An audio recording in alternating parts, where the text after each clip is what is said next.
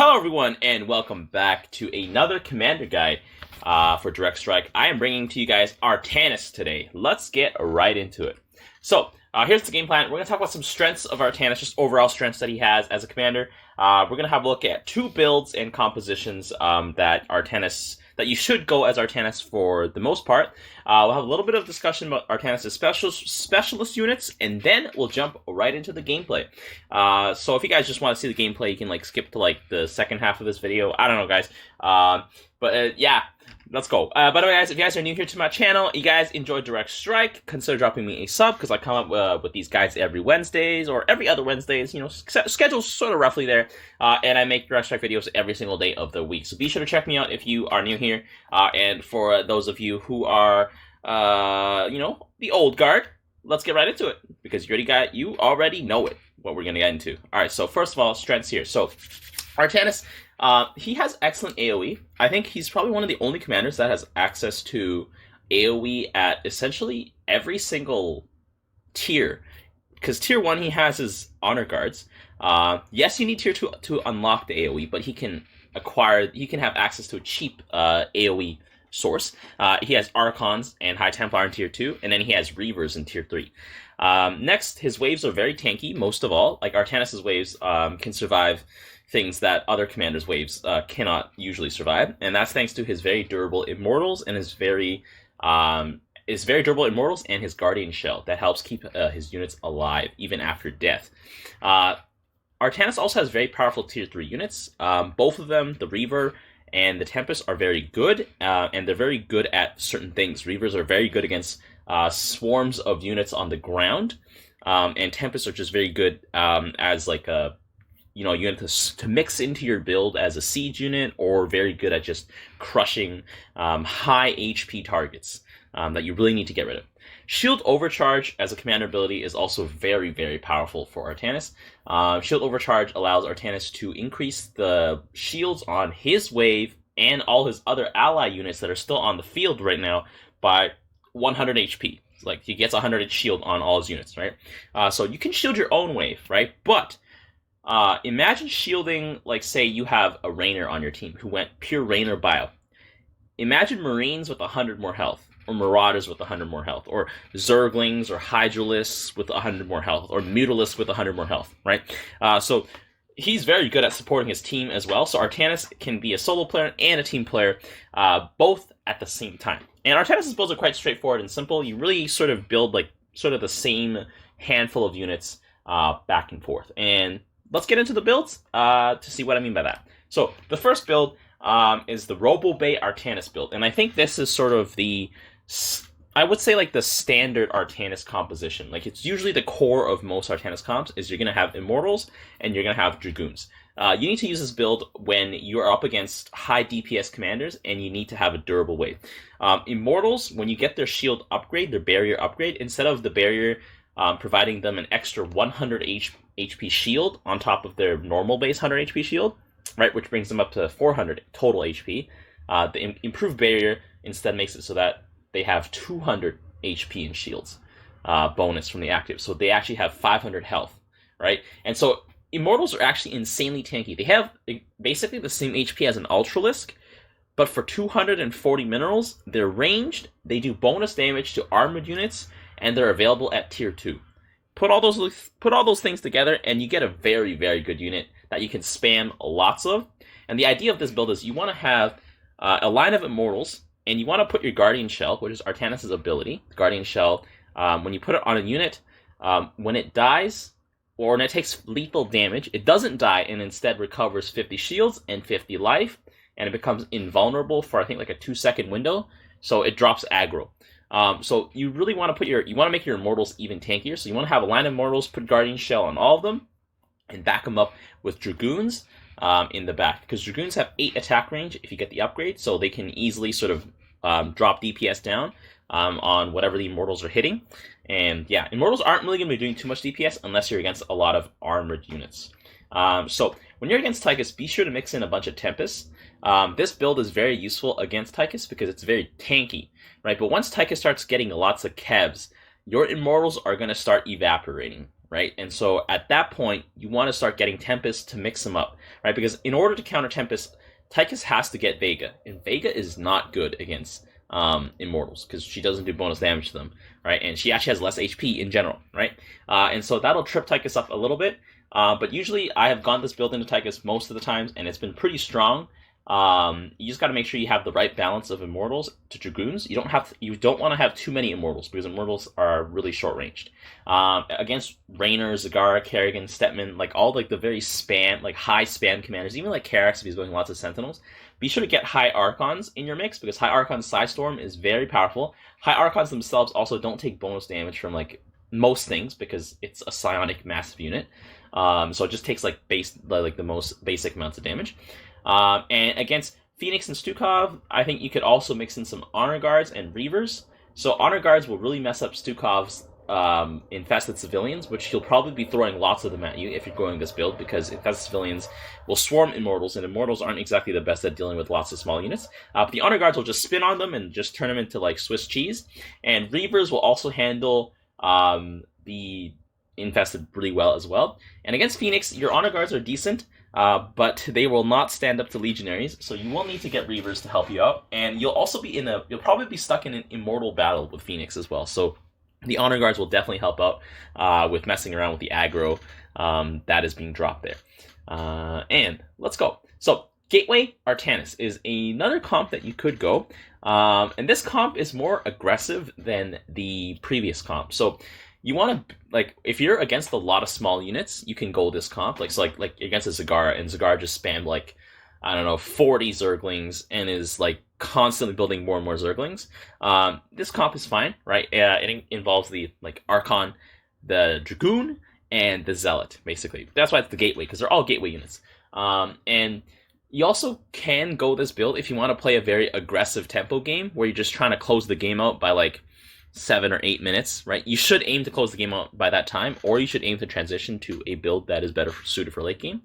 The reason why this build works decently well is because Artanis' Zealots only cost 85 minerals, and that is very cheap. That is actually less than a Raynor Marauder. Raynor Marauder costs 95, right? So you can get a lot of these Zealots out very quickly, and they attack once rather than twice. So it means that they do better against our high armored targets, right? A normal Zealot hits twice for like 8 damage for each swipe, right? But Artanis' Zealots just hit for 16. I think it's 16 all at once. So against an Ultralisk, those 8 damage swipes might be reduced down to just 1 damage each time, right? But against, like, for Artanis, he at least does 8 damage to an Ultralisk. Not that you want to be getting these things into Ultralisk, right? But I'm just saying, like, it scales a little bit better than other Zealots would. But you really want to be aggressively closing out the game if you want to go and use this build. So let's talk about some of the specialists. The High Templar, personally, I don't think the High Templar is worth it. And here's why. Here's the math, okay? So the High Templar costs 255 minerals. And for that, you get 40 HP, 40 shields, and 6 damage per auto attack. All right, not a lot. And you also get access to Psystorm and feedback, right? Which is mainly the reason why you'd be getting it, right? So it seems pretty good, right? Until you compare the stats to the Archon. So the Archon costs 125 more minerals, so that's 380 minerals instead of 255. But instead, you only get 10 HP, right? But you get 350 shields, and you get 25 damage per auto against, like, just basic stuff, or maybe 35 damage against bio, right? While also keeping feedback, while also having Psystorm, right? So for 125 more minerals, you get a lot more DPS, you get 280 more, like, HP stats. It's just overall better. I don't know, like, that's my personal preference, right? Archons, like, they do have a smaller range, but they can act as a front line for your Immortals if you really need it, needed it, right? So it's like, I think there's no situation when you want to be buying High Templar, I think. I know Archons are quite expensive, they're almost 400 minerals, but they're worth it. They are totally worth it, because they'll kill more of their unit value over the course of the game once you have them. Next, we have the Reaver. So the Reaver is a very situational, expensive unit that you should only ever consider buying once you have a decent comp, like a decent sort of wave built up. If you go tier 3, and then you just buy Reavers as your first unit, you're going to have a very bad time, because Reavers are very expensive. They're 425 minerals. They're the most expensive thing Artanis has in his inventory. They deal 100 damage in a small AoE to ground units, right? But they require ammo to attack, which is pretty bad news, because once you run out of ammo, it's just going to sit there and build ammo. It takes 8 seconds for it to build one little scare ball that it shoots out, right? So you need to have something protective, right? However, it is very good against massed up small ground units. So if you're against a lot of small like bow units, like say like Hydralisk, say like Marauders, or Ravissors, or just think of like lots of small, even like medium-sized to big ground units. If there's a lot of them, right, and your side storms just aren't cutting it, Reavers are quite good, right? And now we have the Tempest, the other tier 3 sort of capital unit. And I think it's very good versus, well, big units, like big high HP, very expensive units. So I'm thinking like Brutalisks, if people ever buy those, Tyrannosaurs, Dahakas, Tychus units, right? And maybe even against Thors, I think. Like anything that has like a very high HP count. Because, well, they deal 60 damage per auto, which is very good, right? And against ground units, they have 10 range. So they're going to be very safe behind your wave. But they also have an ability called Disintegration. And that deals 500 damage to one target unit over 10 seconds. So that deals 50 damage per second, right? That's a lot of extra added DPS, and it's very useful if you're up against like those like your opponent only has like maybe like 7 units in his wave, right? So against Tychus, Tempests are quite useful, but only after you have built some support for him. You can't just go tier 3 and go for Tempest, because you'll literally get murdered. He's just get 1 Vega and your Tempests are all done. So there's like this little debate that I think should be addressed, is like, should I go Reavers or should I go Tempests? And I think Reavers are usually the better call. And what I mean by this is that if you're most likely going to have a Robo Bay comp, right? You're going to have a lot of Immortals on the field. You're going to have a lot of Dragoons on the field. Heck, you might even have some Archons in the field and some Honor Guards on the field, right? So with that comp, you will be able to protect the Reavers by the time you want to be buying Reavers, right? And so it'll just pay for itself in that way, because it's going to be in the backline. It has 9 range, so it will sit comfortably behind Dragoons and just sort of shoot, right? And your wave is very durable, so it's going to be shooting for a long time, right? It helps out as a siege unit. It helps out as AoE for the ground, and because it doesn't aggro enemy air, because it just can't shoot up, right? It will pass by the radar of your enemy air units. So like a Reaver is, I think, is the best complement to your wave. And honestly, extra splash damage is always good. It's always good. And I think the Tempest would be good if Artanis had a good air force. So I've been talking a lot about like Artanis' ground army and stuff, right? But Artanis does have another air unit called the Phoenix. Unfortunately, the Phoenix only has 180 HP. Yes, they're very cheap, but they're not very strong. They die very easily to air splash. They die very easily to literally every other commander's anti-air unit. So given that, right, you're going to be spending 360 on a Tempest, and as soon as you get like 2 or 3 more, your opponent's going to key into that, and they're going to be like, okay, I just got to get some anti-air. And then those dedicated anti-air units are just going to slap your Tempest out of the sky, and then bam, your fire support's gone, right? And Artanis can't really protect it. Like, the best way you can protect it is like to use your Dragoons to protect it, right? But then if your Dragoons are shooting up, they're not shooting at whatever's below them, right? So that's dividing the attention of your army. That being said also, right, like here are all like the other cons, right? It shoots once every 2 seconds, so it's very slow shooting. All right, it's an armored air unit. Whenever you're an armored air unit, you're going to be in trouble. It's also massive as well, so some units do bonus to massive, right?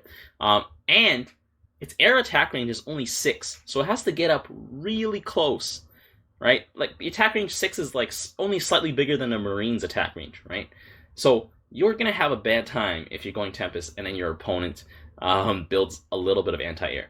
So that being said, this is why I prefer the Tempest over the Reaver, simply because the Reaver will probably pay you back better over the course of the game than the Tempest. If you're against an opponent who has no air units, for example, like Tychus, yeah, build a bunch of Tempests. It's fine. And besides, against Tychus, you want to be building these anyways. But if you're against like a Han and Horner, or like even a Rainer, forget the Tempest. Just keep sticking to your ground units and pushing forward with that. So, that being said, this is sort of the build, or the build compositions and a little breakdown on specialists. But let's get into some gameplay, shall we? Bam! Alright, and we are back. Let's get right to it. So I was considering maybe playing this on the weekly brawl this week, but I think the brawl modifiers this week are just way too crazy to make it a good idea to play it on this brawl. So let's just go and put down our cannons here. By the way, if you guys are interested, you guys are watching this not during the week of the weekly brawl, I'm going to plug the whole playlist of this week's weekly brawl here for you guys to check it out if you guys want to after seeing this guide. Or if you just want to see something else. I don't know. So yeah, go be sure to check it out. The brawl modifiers are pretty exciting. I won't spoil anything for you. Probably your first video would tell you something about it. So I'm just going to open 2 Dragoons here. Uh-oh, they're not placed properly. Oh, well. So, okay, one of our opponents left. My wave opponent left. Okay, so opening 2 Dragoons is a good, decent start. You don't really commit too hard. I mean, in a 2v3 situation, I think we're probably going to have a little bit of a harder time, but it's okay. So the reason why I want to have two Dragoons out is, well, obviously scouting, get the mid control, right? So it looks like we're against some sort of Zerg opponent that doesn't spawn creeps. So it's not Abathur, not Kerrigan. And we're also against Stukov here. Okay, excellent. So maybe I can get a gateway comp going out here. And we also have, it's probably Zagara. I'm guessing this is Zagara. Because I don't think there's any other Zerg opponent that uses spine crawlers that doesn't spawn creep. Because the Haka spawns like worms, right? So, okay, so Zagara Stukov. That's rough. Okay, so I think I can still push Dragoons for now. Oh no, that is Abathur. He just didn't put down his things. Okay. Well, okay, so my Dragoons here are just gonna get slaughtered, but that's fine. We will start transitioning into Immortals now. So let's just get my Dragoon upgrades, Trillet Compression Mesh, and the Singularity Charge. The 8 range helps them stay in the back very safely. However, I'm going to need Immortals to handle these roaches here. Yeah, I'm going to need some Immortals, and I think I need to mix in. So this is going to be the Robo Bay comp, but we're going to have to do a little bit of a mix and matching. So we're going to need these guys. But we're also going to need Archons. And you know what? I think I might just go Archons first, because the Vile Roaches can't slow Archons. Because they're massive, I think. So they're immune to CC. Oh, I wish I could read the stats of the enemy units here, because I can't actually recall off the top of my head what Abathur Roaches do to you. So I'm just going to get a High Archon here. There we go. And be sure when you buy these expensive guys to give them the Guardian Shell here. So the High Archons are going to be part of my front line, so they're going to get the Guardian Shell. Immortals might not be as important this match than Archons. So as you can see here, we can shake things up. As always, like, don't be too stuck with one build, right? You should always be flexible. The builds are sort of just like guidelines of what to be using and thinking about when you are going for it. So let's see, do they get slowed here? Oh no, they are getting gunked down. Okay. Well, I mean, at least it did a decent job, and Abathur's going Swarm Host here, so it's not too bad. They actually tanked quite nicely, but Immortals would have tanked better. Okay, so let's get an Immortal here then. Yeah. We're gonna need an Immortal. We're gonna need like 2 Immortals here, if I can afford it, and then I'm going to go for a second gas at 4 minutes, just because I want to be sure we can fight for that mid-control properly. Just because I think this wave I'll be pushing into Stukov's wave, which will be a little... No, actually, no, Abathur's wave's still stacking up here, and I need some detection going on. Haka's trying to go Swarm Host to contest. Admirable effort here. So let's get an Assimilator here, and I can shield overcharge right now. Let's wait for these Swarm Hosts to spawn things, and then I'll shield overcharge. Oh my god, no, they just reset themselves. Okay, fine. Screw it. I'll shield overcharge right now. Not ideal, but I just want to be sure I can contest this wave. The Immortals will help me take down the bunkers, like in a decent manner, but yeah, I need more Archons right now. There's just a lot of small units here. Okay. So let's just save. Okay. I need at least like 2 or 3 High Archons. Tychus here needs to get a blaze. Otherwise, we are gonna be in some stuff. We're in some trouble. Let's see. There we go. Get another Archon out here. Oh, I forgot to get improved barrier actually. That's why my Immortals were a little squishier. Usually with Artanis, it's actually a good idea to upgrade his shields first before his armor upgrades, because most of his units have large shields. So it's very, very useful to have that going for him. Oh, he feedbacked the Queen. So Archon's also great with the feedback as well, so it was always useful for that. Roaches should get torn apart quite quickly by the Immortals, but it's these little swarmlings, the locusts, that are the problem here. But as you can see here, the wave we managed to hold it off because, well, the cannon really helped us out here, and just having one more High Archon already made noticeable difference. We don't really need anti-armor for the bunkers because the Dragoons and the Immortals will be able to handle it. So we're just going to keep getting High Archons here. High Archons will, with time, obliterate everything here that they're sending at us, which is really good. There we go. And High Archons also have the added bonus of being able to do bonus damage to bio. Like, this guy's 11 kills. Oh, this guy's 14. I guess he managed to survive for quite a bit of time. And so let's just push in here. I'm gonna get attack upgrades. Oh, that's their bunker. So I guess I can get shield upgrades as well.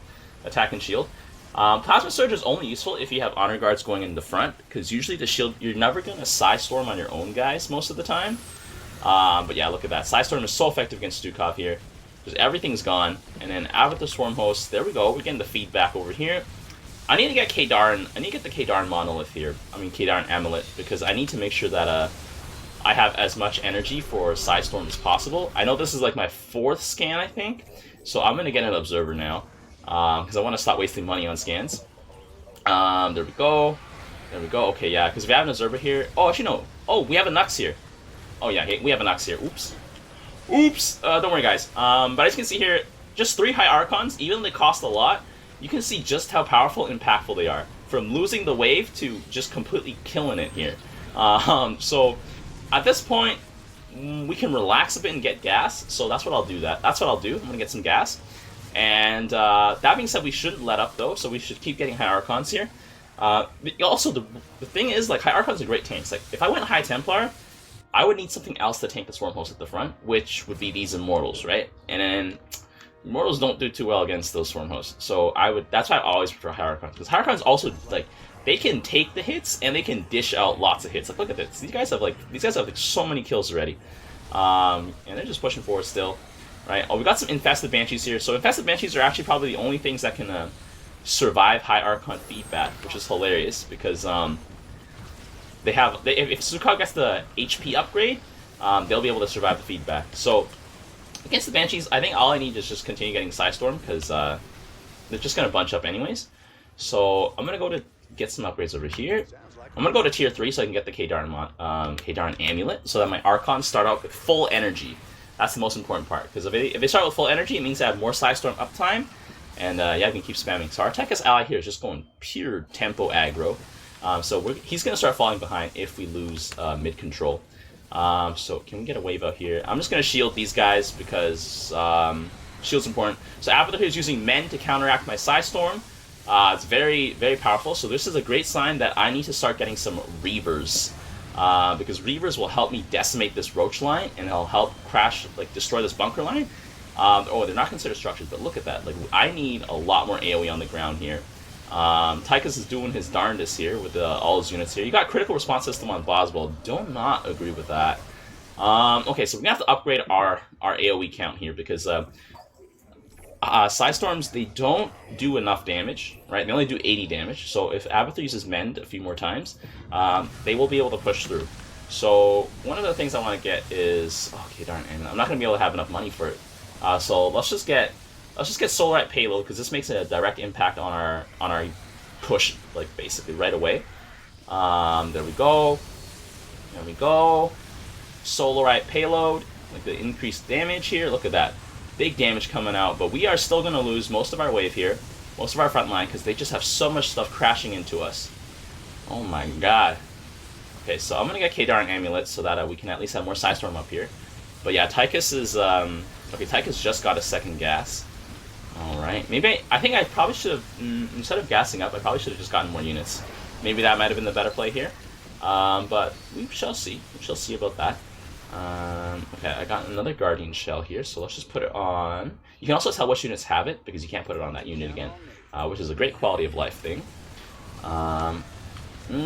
The Haka needs more front line. He himself is not enough front line. He needs some igniters, I think, to counteract all this stuff here.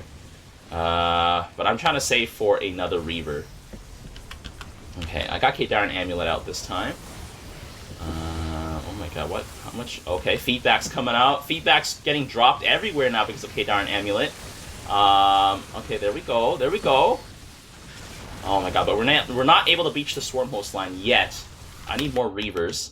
More Reavers here. There we go. Like this one Reaver here. I don't know how many kills he's gotten. Let's see. He's gotten 12 kills and he's only been out for 2 waves. So we can tell that he's doing a good job here. But I do need to upgrade the tankiness of my units. Oh, one of my Immortals here actually managed to survive. Oh my god. Okay, so I think the High Archons are doing a great job at feedbacking all these units, but I think having 3 Reavers and then we can keep committing to High Archons would probably be a good idea. Because the feedback on the Vipers are quite good. And it looks like we're able to actually push in now with the Haka Swarm Host stacking up again. And so let's get some armor upgrades so that we're at least we're 1-1. Our opponents are... Let's see, our opponents don't actually have any weapon upgrades yet. Oh, this guy's 2-0. Okay, 2-0. So we gotta make sure we get some more armor upgrades here. Armor and shield upgrades. We got some queens getting feedback here. Like, High Archons are just so good here. Feedbacking the Banshees. Right, they're going to get taken down right now. And, uh-oh. High Archon's going to use their feedbacks, drop everything here. And we are just going to smack this wave now. Like, surviving to get the Reavers is very important. If you can't survive to get the Reavers, then it's game over, right? But it's a good thing we managed to do that. But now that we have 3 Reavers, I think it's probably going to be good enough to help us, like, demolish most of the stuff here. What we need now is just more Archons, because the more Archons we have, the more they hurt. We're just going to lay down the beat down with these Archons here. They're probably going to start pushing us back in, though, because, like, I still have energy for Psystorm, which is crazy. Like, Kadaran Amulet is so strong, like, you have to get it if you're going Archons. But it's locked behind Tier 3, which means you have to survive to get to Tier 3, which we managed to do. What we managed to do was tough. Right, and now, see, Avatar is actually one of our most dangerous opponents because he can actually defeat us quite handily if he went Guardians. But he went for a Swarm strategy. If he made the Guardian transition a little earlier, I think we would have had a bigger difficulty coming back. So instead of Vipers, these were all Guardians. We would have started feeling it. I think that's my own personal understanding. So here we go. We had a very good display of basically everything we talked about. We started with like kind of a Robo Bay. You kind of just want to have a core, right? But we started just pushing. We just started pushing Archons as soon as you see like you need that AOE, right? These Immortals still had a lot of kills, like 31 and 41 to their name. Jeez, right? So they're always relevant. This Reaver here is 24 kills, 2 kills only. That's okay. Right, this guy just built, so he never had a chance to get on the field. 31 kills, 39 kills, 21 kills, 21 kills. So let's look at the overview here. I killed almost the most things. Tychus here pulling in, but actually I dealt a little bit more damage than Tychus, right? So this build is very good against this AoE, and also showcases Artanis' power as an AoE master. And I was very mineral efficient, much more so than Tychus. And there we go. So I think this was a great showcase of just the Robo Bay comp. And I think most of your Artanis games are probably going to end up like this, right? In this game, you can see why Tempest were probably not going to be a good build ever, because they have a lot of Swarm Hosts, right? Even though they're cheaper, they're not really that useful in this situation. And that's why I always prefer Reavers, because you can protect them very well too, right? Imagine investing this much in a ground army, and then building like a Tempest that has no protection at all from like other air units, right? Because you want to be shielding your units, and this is the ideal sort of layering pattern you want to have with your wave, right? You can like start pushing back a little bit, add another line of Dragoons, add another line of Immortals, add another line of Archons if you need to, if you get to that point. There's a little spot here at the front where you can slap in a lot of Honor Guards if I needed to. I only need to get Honor Guards if I'm feeling that like I'm getting too much AoE on my Archons early on, but there's not much AoE here, so that was fine. So I hope this guide video was very informative, and if you guys have any more questions about it, Any things that you feel like I missed, maybe, or just like any more questions you want to know more about, be sure to let me know in the comment section down below. But until next time, I will see you guys later.